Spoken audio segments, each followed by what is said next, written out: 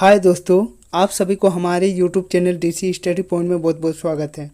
जैसा कि हमारे 5 जुलाई के एग्ज़ाम में जैक की ओर से पूछे गए अधिकतर क्वेश्चन आउट ऑफ सिलेबस था, आज मैं उन्हीं क्वेश्चनों के आंसर के को लेकर आया हूं।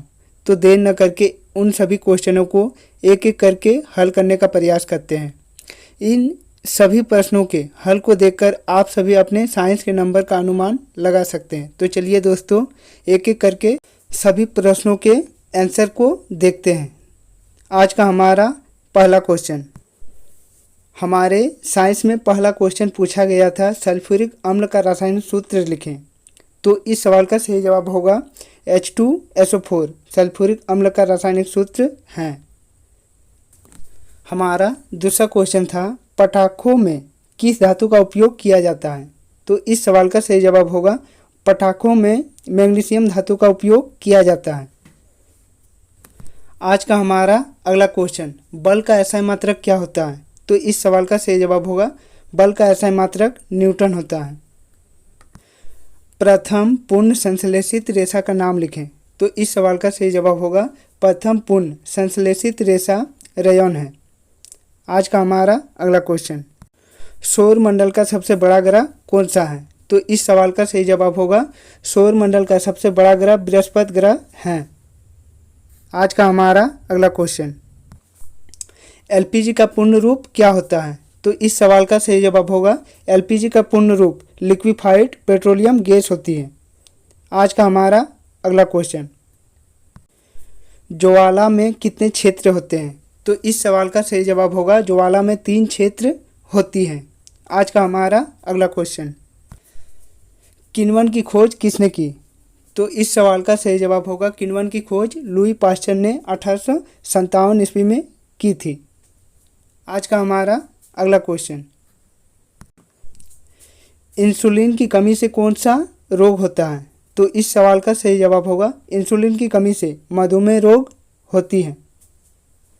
नेक्स्ट क्वेश्चन, कोशिका की खोज किसने और कब की। तो इस सवाल का सही जवाब होगा कोशिका की खोज रॉबर्ट हुक ने 1665 ईस्वी में की थी। नेक्स्ट क्वेश्चन, कोई एक उपाय बताइए जिससे हम कागज़ का पुनः उपयोग कर सकते हैं। तो इस सवाल का सही जवाब होगा कागज़ को ना जलाकर कागज़ को हम पुनः उपयोग कर सकते हैं, क्योंकि कागज़ का 11 से 15 बार पूर्ण चक्रण हो सकती है। नेक्स्ट क्वेश्चन, वनोन्मूलन के 2 कारण लिखें। तो इस सवाल का सही जवाब होगा वनोन्मूलन के 2 कारण, जैसे औषधियों के लिए पेड़ पौधों का काटना, दूसरा जंगलों में क्षेत्र को साफ करने के लिए आग लगाना। यह 2 कारण हैं जिसके कारण वनोन्मूलन की घटनाएं बढ़ती जा रही है। तो चलिए दोस्तों, नेक्स्ट क्वेश्चन पर आते हैं। जीवाणु के कारण होने वाली 2 बीमारियों के नाम लिखें। तो इस सवाल का सही जवाब होगा जीवाणु के कारण होने वाली 2 बीमारियां, जैसे पहला टीबी और दूसरा कुष्ठ रोग। नेक्स्ट क्वेश्चन, दूध से दही बनाने में किस सूक्ष्म जीव का उपयोग किया जाता है। तो इस सवाल का सही जवाब होगा दूध से दही बनाने में लैक्टोबैसिलस नामक सूक्ष्म जीव का उपयोग किया जाता है। आज का हमारा अगला क्वेश्चन, धातुओं के 2 भौतिक एवं 2 रासायनिक गुणों का वर्णन करें। तो इसका सही जवाब होगा धातुओं के 2 भौतिक गुण, जैसे पहला धातुएं आघातवद्य तथा तन्य होती हैं, दूसरा धातुएं ऊष्मा तथा विद्युत का सुचालक होती हैं, तथा धातुओं के 2 रासायनिक गुणधर्म, जैसे पहला धातुएं सामान्य तनु अम्लों से हाइड्रोजन विस्थापित करती हैं, दूसरा धातुएं क्षारीय ऑक्साइड बनाती हैं। हमारा नेक्स्ट क्वेश्चन, ईंधन क्या है। आदर्श ईंधन के 2 गुणों को लिखें। तो इस सवाल का सही जवाब होगा जिन पदार्थों को जलाकर ऊष्मा प्राप्त की जाती है उन्हें ईंधन कहते हैं, जैसे लकड़ी, कोयला, पेट्रोल, CNG, LPG आदि। आदर्श ईंधन के गुणधर्म, जैसे पहला इसका ज्वलन ताप कम होता है, दूसरा इसका भंडारण और परिवहन आसान होता है। हमारा नेक्स्ट क्वेश्चन, आप कैसे दर्शाएंगे कि श्वेत प्रकाश 7 रंगों का मिश्रण है? तो इस सवाल का सही जवाब होगा सूर्य के प्रकाश की किरण को एक प्रिज्म के फलक पर पड़ने दिया जाए तो वह प्रकाश फलक से निकलकर प्रकाश किरण 7 विभिन्न रंगों में विभाजित हो जाती है। रंगों की पट्टी को पर्दे पर या दीवार पर प्राप्त किया जा सकता है। आज का हमारा अगला क्वेश्चन, एडमा सेपल क्या है? तो इस सवाल का सही जवाब होगा यौना आरंभ में स्वर यंत्र अथवा लेटिकस विधि की शुरुआत हो जाती है। लड़कों का स्वर यंत्र लड़कियों की अपेक्षा बड़ा हो जाता है और गले के सामने उभरा हुआ दिखाई देने लगता है। इसे एडमा सेपल या कंठमणि कहा जाता है। आज का हमारा अगला क्वेश्चन, कायांतरण क्या है? तो इस सवाल का सही जवाब होगा कुछ जंतुओं में शिशु वयस्क के समान नहीं होते हैं। ऐसे जंतुओं के शिशुओं का कुछ विशेष परिवर्तनों के साथ वयस्क में रूपांतरण कायांतरण कहलाता है। आज का हमारा अगला क्वेश्चन, किस कोशिकांग को कोशिका का ऊर्जा गृह कहा जाता है और क्यों?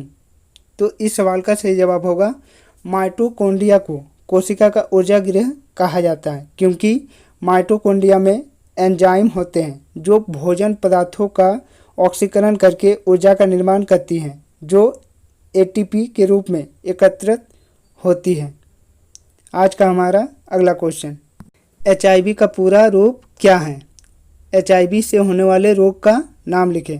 तो इस सवाल का सही जवाब होगा एचआईवी का पूरा रूप ह्यूमन इम्यूनो डिफिशियंसी वायरस है।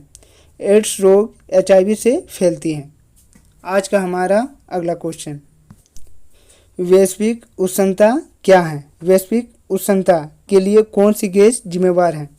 तो इस सवाल का सही जवाब होगा पृथ्वी और समुद्र के वातावरण के औसत तापमान में वृद्धि को वैश्विक उष्णता कहते हैं। वैश्विक उष्णता के लिए ग्रीन हाउस गैसें जिम्मेवार है। आज का हमारा अगला क्वेश्चन, विद्युत लेपन दर्शाने वाले सरल परिपथ का नामांकित आरेख बनाइए। तो दोस्तों मैं आशा करता हूँ आप लोग विद्युत लेपन दर्शाने वाला परिपथ को इस तरह बनाए होंगे। तो चलिए दोस्तों दूसरे क्वेश्चन पर आते हैं, पादप एवं जंतु कोशिका में अंतर लिखें। तो चलिए दोस्तों इसे बनाते हैं। जंतु कोशिका, कोशिका भित्ति अनुपस्थित होती है। पादप कोशिका में कोशिका भित्ति उपस्थित होती है। जंतु कोशिका में प्लेस्टिड नहीं पाया जाता है एवं पादप कोशिका में प्लेस्टिड पाया जाता है। जंतु कोशिका में केंद्रक झिल्ली उपस्थित होती है। पादप कोशिका में केंद्रक झिल्ली अनुपस्थित होती हैं। जंतु कोशिकाओं में छोटी रितिकाएं होती हैं एवं पादप कोशिकाओं में बड़ी रितिकाएं मौजूद होती हैं। जंतु कोशिकाओं में सेंट्रोसोम एवं लाइसोसोम होते हैं तथा पादप कोशिकाओं में सेंट्रोसोम और लाइसोसोम की कमी होती है। 5 जुलाई के साइंस के एग्ज़ाम में कुल 24 क्वेश्चन थे जिसे हम लोग अभी हल किए।